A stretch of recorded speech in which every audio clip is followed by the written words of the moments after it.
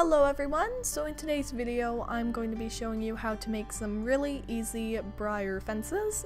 This video was requested by Katie Hampton. Thanks so much for the request, and let's get into the video.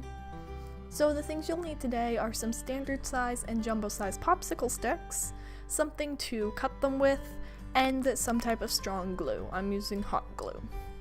The first thing you're going to do is lay out 2 jumbo popsicle sticks horizontally. Next, you're going to glue on 2 standard size popsicle sticks on both sides, leaving a little bit hanging off both the top and the bottom, a little bit more at the bottom.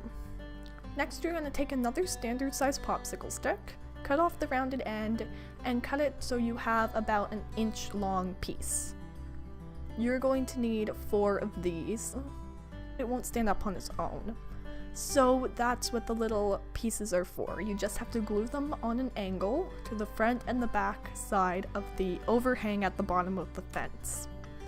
Then you just have to glue the other 2 to the other side of the fence, and it stands up completely on its own. It's a nice tall fence for a classic size Breyer, and for a traditional size Breyer it's a little bit on the shorter side, but it's not really short.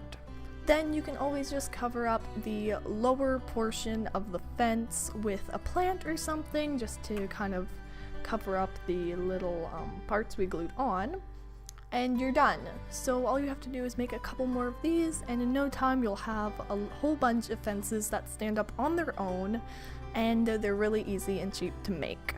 So I hope you enjoyed this video, and I will see you in the next one. Thanks for watching. Bye.